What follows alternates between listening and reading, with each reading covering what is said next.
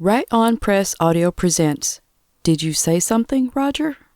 A Right On audio feature narrated by Makani.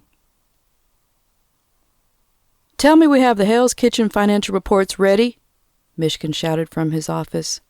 He didn't specify any team member, but everyone knew he was yelling at Nigel. Nigel has been with the company longer than anyone else on the accountant team. He has a well of knowledge that Mishkin relied on totally. He was also his principal whipping boy. Monthly financials were not due for another 5 days, but by the tone of Mishkin's voice, the higher-ups probably wanted them sooner. They'll be ready by Friday, Nigel replied, girding himself.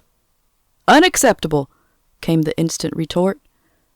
That was the target date we set with you last week, he tried to explain. I need the reports yesterday, Mishkin declared. This team needs to be adaptable. We cannot be the bottleneck for all workflow. We can certainly reprioritize, Nigel said. I don't want you to reprioritize, Nigel. I need this team to deliver the work that is expected of us. The office door slammed, and everyone around Nigel averted their eyes. Such blow-ups were common these days. Mostly, people just didn't want to be forced to stay late. Nigel had no wife and kids, so he often felt compelled to shoulder Mishkin's last-minute demands alone. He rubbed his eyes behind his glasses and started opening files. At 35, he shouldn't feel this old, but days like this and interactions like that were aging him beyond his years. Starting from raw statements and a blank template workbook, completing the financial reporting for a whole neighborhood's portfolio would take 5 hours minimum. That meant he wasn't getting home before 8, which meant he had to make accommodations for his one dependent, an 8-year-old Beagle Yorkie mix called Roger. He dialed his walker's cell. Hi, Nigel, she answered. Need another evening walk? And dinner too, Simone. Can you manage? Certainly. I'm sorry you're held up again. Meh, he sighed. What can you do? I'll tell them you're coming. He kept the key at the building's concierge desk so Simone could attend to Roger throughout the day. These last-minute evening calls cost him an arm and a leg, though, and they were becoming more frequent. Nigel ordered some ramen through Seamless and walked to the fridge for a complimentary soda. His company was moving slowly towards modernity. This meant that he got free drinks and cashews and a per diem for working meals. It also meant the folks above him felt no hesitation asking him to work into the night. You get a dinner and a car home, they insisted like he was getting a sweet deal. Meanwhile, his company dinners were becoming less healthy each day. He'd always kept a lean frame with a combination of sensible meals, jogging, and a community soccer league, but in recent weeks, he stopped being able to make time for the league, and he was too exhausted in the morning to manage a decent run. Now he was about to fill his maw full of noodles and pork. Cracking a Diet Coke, Nigel gave himself a little smack on the cheek. Time to wake up, he told himself. Miles to go before you sleep. It was a few minutes shy of 9 when the car service dropped Nigel off in front of his building in Park Slope. He'd been there for 6 years, the longest he'd lived anywhere, but it still felt transient to him. His mail was the same mix of bills and catalogs for Lainey. She hadn't lived there for almost 2 years, but the fine people at Nordstrom, Zara, and Victoria's Secret still saw fit to remind Nigel of his failed relationship. He deposited the whole lot in the nearby recycling bin. Another omnipresent reminder of Lainey's departure was Roger. They'd adopted him together right after they'd moved to the building. Nigel has just received a promotion, and they decided they finally had the cash to properly look after a dog. Now, Nigel was spending a fortune on dog walkers. Hey, buddy, he muttered at the excited Borky. Roger was spry and fit, with shiny black eyes and silky straight fur of brown and blonde. Nigel proceeded straight to the kitchen to make sure he'd eaten. For good measure, he retrieved some carrots, chopped them up, and tossed half on the floor. The rest he put on a plate with some leftover baba ganoush. Then he cracked a beer. For all the annoyance of having to take care of Roger alone, Nigel was happy to have company. He was a companion, which was something, since Laney got custody of most of their joint friends in the breakup. The Jets were playing the Monday night tilt, so Roger snuggled up next to his dog dad on the sofa. The two of them glazed over as Nigel's team managed 4 3-and-outs on the 4 drives he watched. "They're always bad," he observed to his snoozing pooch. "But normally, they're entertainingly bad." By the half, it was just about 10. He was bored but not tired. That was a problem lately. Even when he theoretically should be getting sleepy, his mind wouldn't turn off. He was always stewing about something, a slight at work, his comatose love life, the crushing sameness of each day. He told himself he should be doing something worthwhile, like going out with friends, or volunteering, or writing the great American novel, or maybe just looking for a job that didn't fill him with loathing. Hopping up and walking to the bathroom, Nigel popped a melatonin and brushed his teeth. Trying to wind down, he opened his most recent copy of The New Yorker and made an effort at reading one of the features. It didn't take. He found an old movie on TV, one he loved in college. It was about a fashion photographer in the 60s, and one day he thinks he captures evidence of a murder on his camera. The movie was so wild and out there and cool and sexy. Nigel remembered thinking that one day he would like to make something like that. Something that others experienced and made them feel inspired too. Didn't quite work out that way, he thought. Turns out that tracking expenses for a real estate firm paid better. Nigel remembered the advice his father gave him once upon a time. A great job gives you 3 things: a good paycheck, time with your loved ones, and a sense of personal fulfillment. Most people don't ever find a great job, though. So look for a job that gives you 2 of the 3. Not the worst advice. Of course, it presupposed he would have someone to come home to at night. Someone besides a pet dog, anyway. It also presupposed he would have any idea what personal fulfillment meant. Nigel groaned and turned off the TV. It was after midnight, and he needed to be up in 6 hours. So he slipped into bed and started counting slowly to 500, trying to quiet his mind. By 100, his eyes were fluttering a little. By 200, he was nearly out. Then a voice pierced the darkness. A gravelly Brooklyn growl like a longshoreman from the 40s. "You gotta get your shit together, Nigel," it said. He sat bolt upright looking for the intruder in his room, but there was no one there. Just darkness and a snoozing Roger at his feet. That's not a great sign, he thought. Nigel's phone buzzed to life at 6:30. He had tossed and turned all night, and now it was only Tuesday. He strapped a leash on Roger and took him outside for his morning tinkle. Before they left the apartment, though, he poured a K-cup coffee into an oversized mug. The steaming black liquid gave him a burst of consciousness. Roger was a little peculiar that morning. Most days, he used the 5-minute sidewalk interlude to run about wagging his tail at strangers and barking at birds. This morning, he lifted his leg against a mailbox and just stared at Nigel. There was a little judgment in those shiny black eyes. "Don't start with me," Nigel said.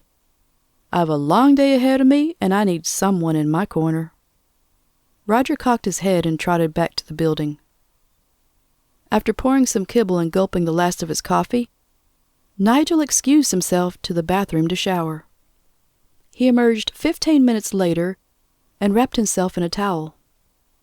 Swiping a hand over the foggy mirror, he gave himself a look-over. Despite the sleepy glower and circle under his eyes, he was still a reasonably attractive guy. He patted his cheeks and turned profile. "Yeah," he said. Plenty of ladies would buy a ticket for this show. His spirits moderately bucked. Nigel exited that steamy bathroom and went to his closet.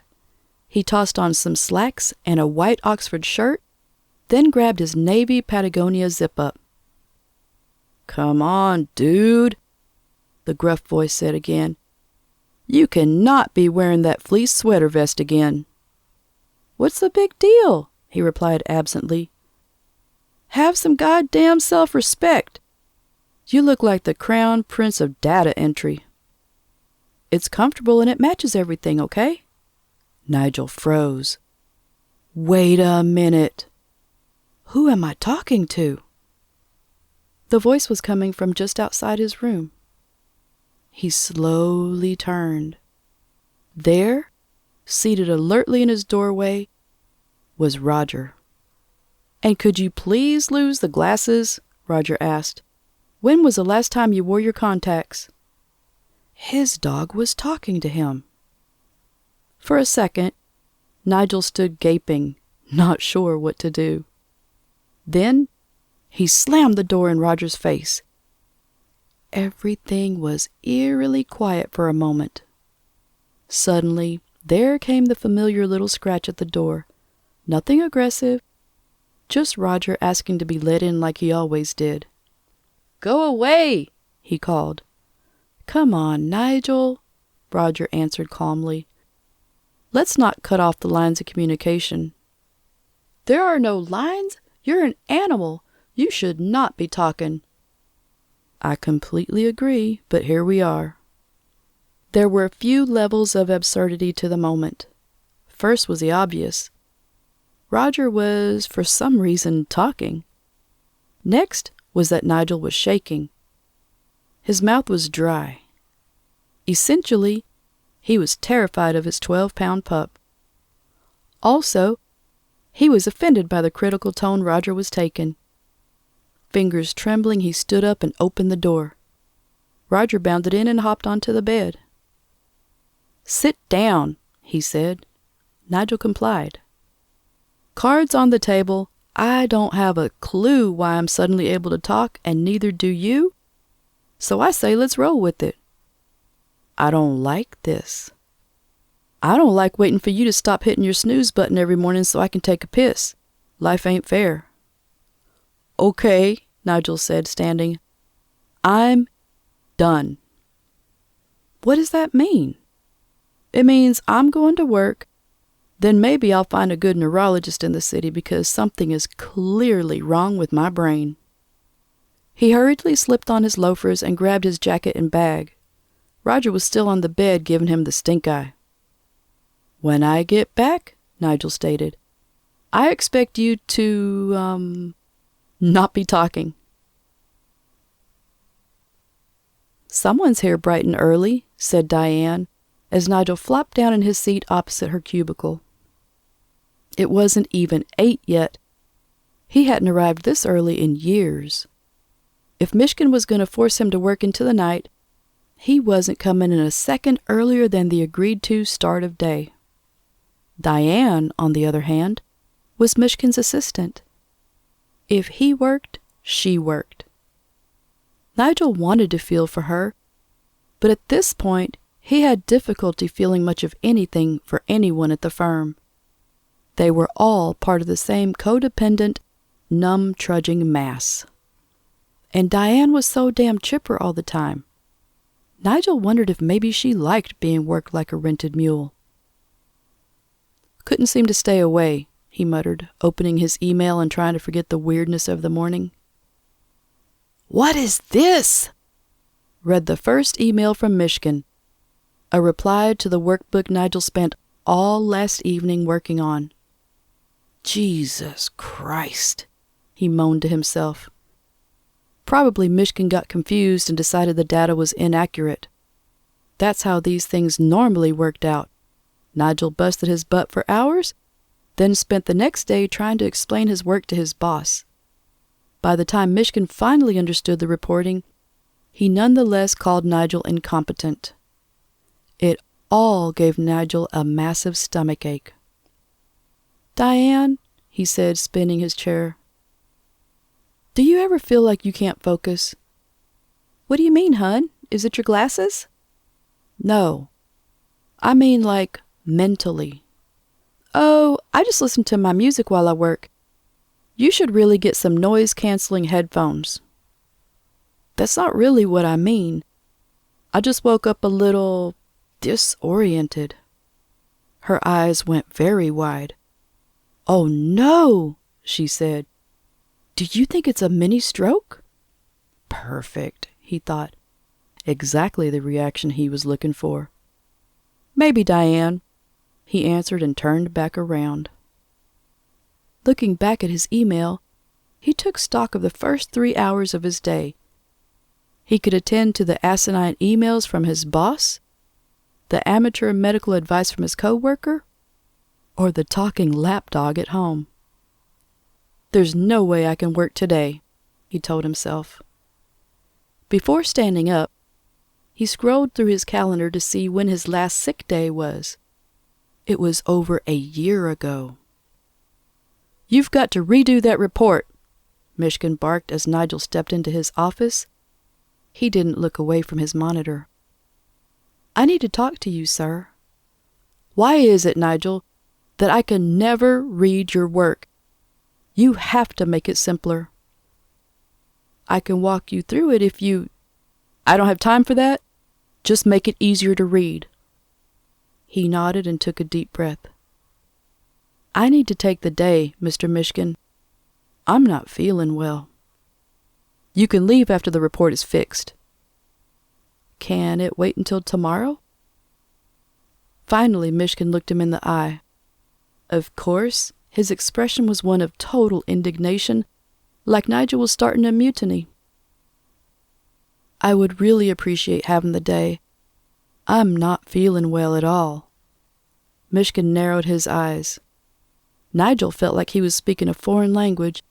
So unaccustomed was his boss to granting requests like this. Fine, Nigel. First thing tomorrow, I need the report fixed. We're all going to fall behind because of this. Absolutely, sir. I appreciate it. Roger was seated at attention as Nigel opened the door. At first, neither said anything. Nigel eyed the pup suspiciously. Roger followed his every little move as he set down his bag and unzipped his fleece vest. Okay, Nigel whispered. Are you back to normal? What's normal in this situation? Replied Roger. Son of a bitch. What'd you want me to do, huh? I was minding my own business. Now I'm talking to you. This isn't my fault. Nigel perched on one of the tall leather-clad chairs around his counter-height dining table.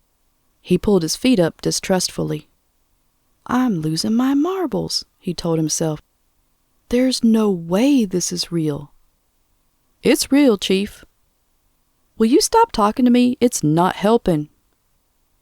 Roger approached his chair and propped himself up on his front paws. Nigel shifted immediately to the next chair over. I'm serious, he shouted. Dogs that talk are not good. Historically speaking, the only person we know talked to a dog ended up shooting like 20 people. Be reasonable, Nigel. Have I told you to shoot anyone? Have I told you to do anything other than lose that awful sweater vest? Nigel thought for a moment. I suppose not. So let's just suppose that I'm not the devil. Let's just say I'm Roger. Can we try to get along? For a talking Borky, he made a decent point. So Nigel relented, reached down, and lifted him onto the seat next to him. Okay, let's figure this out. Have you talked to anyone else? Who would I talk to? I was here alone all morning. Did you talk to yourself? I'm not a weirdo. You're the only one who talks to himself around here. Then this has to be my imagination, right? Me imagining you saying things to me that my subconscious, or imagination, or I don't know, conscience is thinking. That's deep, man. I'm impressed. No wonder your species domesticated us. Nigel sighed. This wasn't really helping. He could explore all the logical possibilities under the sun, but that didn't change the fact that he was engaged in a two-way conversation with his pet. We've got to do something, he announced. Sitting around here isn't helping. Well, I got to take a dump, Roger said. Let's get some fresh air. Nigel sighed again. Fine. Maybe bring the Frisbee too. That thing is tight. They were only a few blocks away from Prospect Park, Roger's favorite poop-and-play location. It also seemed like a good place to hash out the situation, since eccentric loners conversing with their dogs were not uncommon in Brownstone, Brooklyn. I wonder if those crazy guys have talking dogs too, Nigel thought, as they sauntered up the sidewalk. I don't see why I gotta wear a leash, Roger carped. I can tell you where I'm going now. I'm not getting a ticket for an unleashed animal. The people at Prospect Park are militant about that. They found their way to a cluster of trees along the perimeter of Long Meadow. Okay, Nigel said. Go for it. A little privacy, eh? This is nothing I haven't seen before. Yeah, and do you think I wanted you staring at me squatting in the grass? If I could have talked then, I'd have told you to mind your own damn business. Nigel spun around and tried to block out the sounds of Roger groaning with relief behind him. He looked down at his phone. 16 messages from the office. He realized at that point that it was noon and hadn't checked his messages all morning. His stomach twisted at the thought of Mishkin and company losing their collective shit in his absence. What does it matter, he reasoned. We're a landlord, not a hospital. No one is going to die because my work will be a little late. He chuckled to himself. It took only a couple of hours away from work to remind himself that it was, in the end, just work. His immortal soul did not depend on getting his boss a reconciliation report. After a minute and a half, Roger shouted that he was done. By that point, a pretty brunette in an orange mod coat sat down with a book at a bench nearby.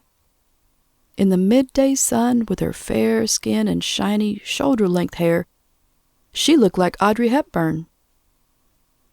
Nigel flagged Roger over, whispering, "See that girl? I want to see if I'm the only one that can hear you. Go say something to her." Roger twitched his floppy ears and walked over to her. "Hey, lady!" he shouted. "I'm supposed to talk to you because I'm a talking dog, and my master is too much of a wuss to introduce himself. You getting this? He thinks you're cute." She didn't look up from her book. Roger looked back at Nigel, who shrugged. Okay, I guess this is happening now. Suddenly, Roger leaped onto the bench and started barking like crazy. The woman nearly jumped out of her skin. She dropped her book on the ground and shrieked. "Roger, no!" Nigel shouted, pulling him away. "Wow, that scared me," she laughed. "I'm so sorry," he said, picking up her book for her. It was a collection of Cortazar stories. "Huh, that's funny." "What is?" she asked. "I don't mean to intrude. I was watching Blow Up on TV last night, and you're reading the story. Funny coincidence."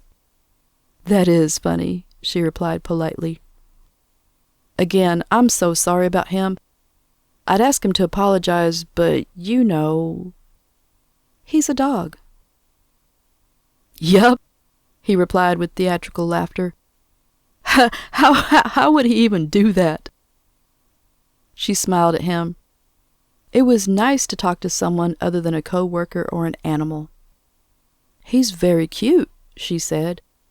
"I'd ask to pet him, but I don't think he likes me. He's just cantankerous."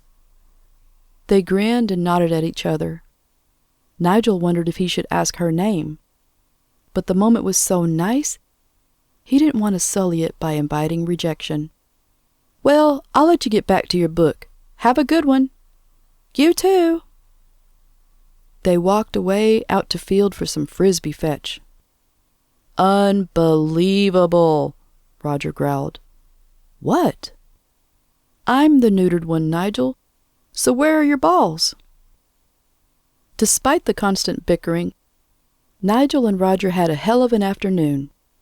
They spent most of the next hour in constant motion. Roger was a smallish canine, perfect for a good lap sleep, but he could cover some distance on those tiny legs. Nigel would loft the discus high up, and his shaggy companion would book it full speed across the lawn. Once he'd homed in on the frisbee's destination, he bounded a solid 2 feet and snatched it out of the air. Over and over again, Roger returned the slobbery toy to Nigel, who sent it floating away once more. Roger didn't say a word this whole time, so pleased was he with the game. Around 2, though, he returned to his dad panting and beat.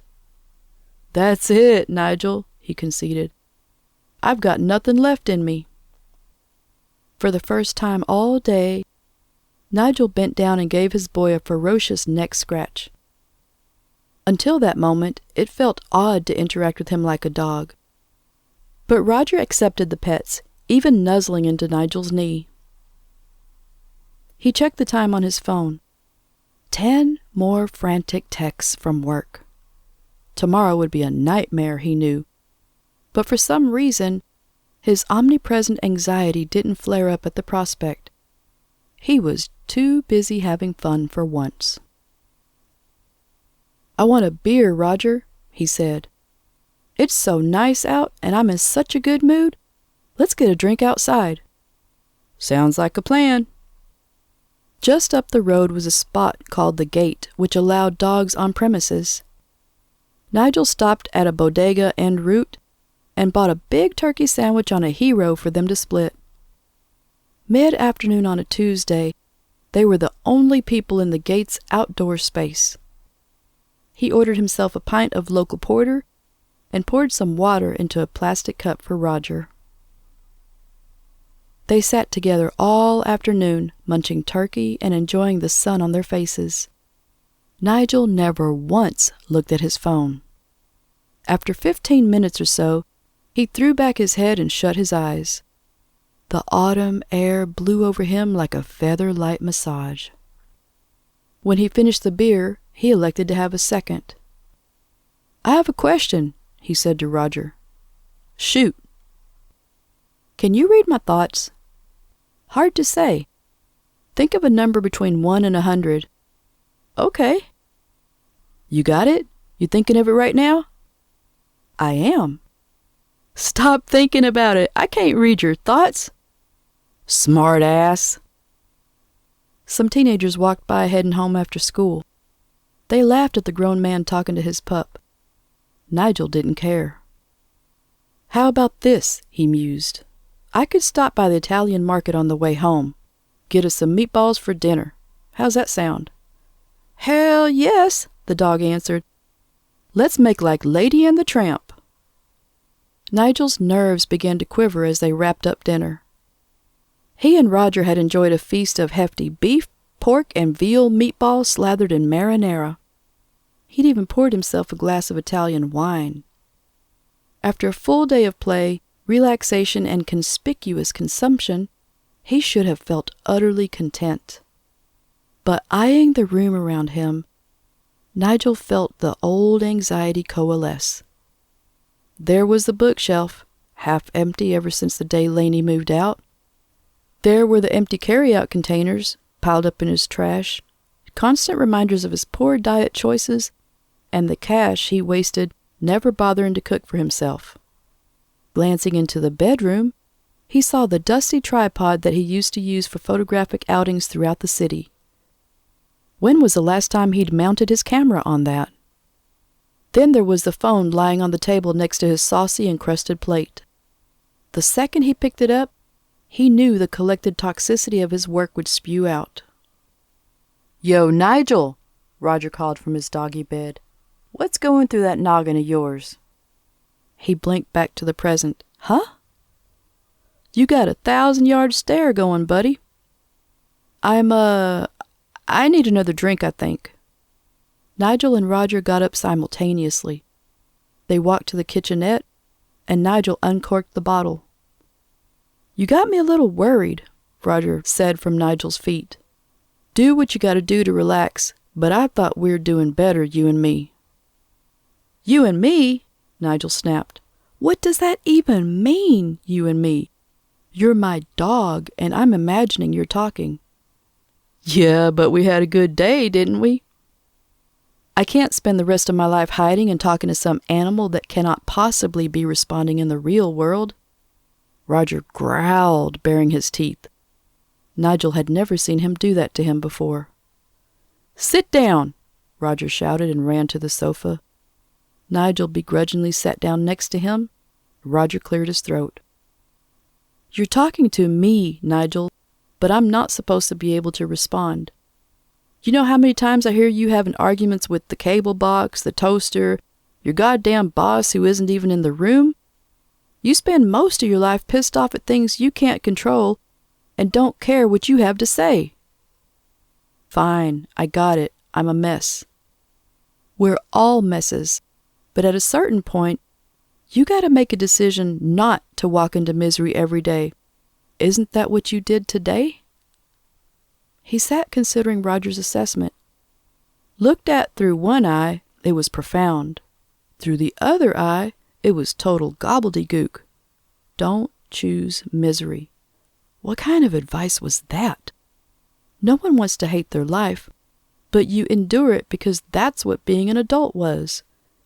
If you just walk away from the crap job and try to be happy all the time, you might as well be a dog. What do I do, Roger? He asked quietly. You should probably start by trying to have another day like this one. Okay. Then you try to make the rest of your days as much like this one as you can. And you'll help me with that? As long as I can, he said, cocking his head. Who knows how long I'll be able to offer advice. Nigel nodded. He walked to the table and picked up his phone. 36 texts from work. He swiped past them and opened his mailbox. He'd missed almost 200 emails. Don't engage, he reminded himself. Instead, he wrote a single email to Mishkin informing him he would need to take the remainder of the week off. Less than a minute later, his boss was calling. He held his breath and answered and turned on the speaker. What's this request, Nigel? Mishkin howled. I need the week, sir. I can arrange for... Not acceptable. Please let me speak. For a beat, there was no reply. Roger raised his ears in anticipation. Nigel continued. The team can divide up my workload. I have over a month of unused time off. I need this week. What is this for? Mishkin asked pointedly. It's personal, sir. That should be sufficient. For what felt like an eternity, everyone sat in silence. Fine. Mishkin eventually agreed and hung up. Nigel and Roger exhaled heavily. He would probably pay for this in some way later, but he'd done it. He had demanded his life back for at least a few days. It wasn't everything, but it was a step in the right direction. He turned to his dog and smiled. Not bad, eh? How about one more walk before bed? Roger barked excitedly. The end. This has been a Right On Press audio production of Did You Say Something, Roger? A Right On audio feature. Narrated by Makani. Copyright 2013. Right On E Publishing LLC. All rights reserved.